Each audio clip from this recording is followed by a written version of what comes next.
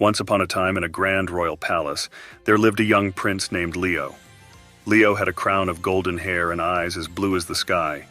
He lived in a world filled with majestic gardens and towering towers. But despite all the beauty around him, Prince Leo was always fighting and angry with his family. You see, Leo had a stubborn streak in him that was as strong as a mighty oak tree. He didn't like to listen to anyone, not even his wise old grandmother, Queen Isabella, who tried to teach him patience and kindness. Leo's parents, King Frederick and Queen Eleanor, were worried about their son's temper, but they loved him dearly and wanted the best for him. Every day in the palace was like a battlefield for Prince Leo. He would argue with his younger sister, Princess Emily, over the silliest of things, like who got the bigger piece of cake or who got to play with the royal pet, a playful golden retriever named Max. Leo's shouts could be heard echoing through the palace halls, but the one person Leo fought with the most was his older brother, Prince Alexander. They had different interests and couldn't agree on anything.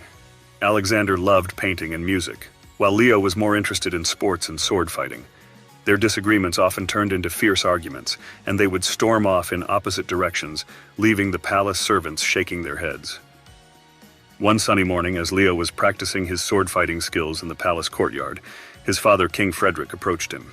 "Leo, my son," he said with a sigh, "I am worried about your constant anger and quarrels with your family. You are a prince, and our family should be united." Leo scowled and replied, "But father, Alexander never listens to me, and Emily is always annoying me."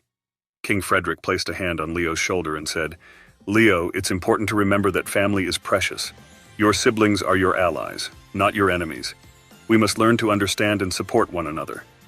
Let me tell you a story." With Leo's attention captured, King Frederick began to tell a tale of a brave knight who had to learn to control his temper and work together with his fellow knights to defeat a fearsome dragon. As the story unfolded, Leo listened intently, realizing that he needed to change his ways. Over time, Prince Leo began to reflect on his behavior. He remembered his father's story and tried to be more patient with his siblings. He even started spending time with them, learning to appreciate their interests and hobbies. He discovered that Emily had a talent for painting, and together they created beautiful artworks.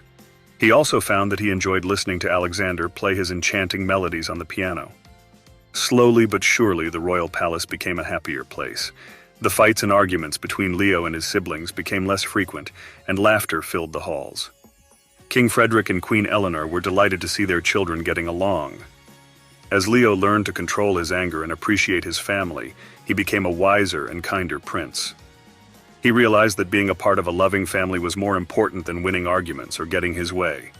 And so, in the royal palace, where anger and fighting had once ruled, there blossomed a new spirit of unity, understanding and love among the royal siblings.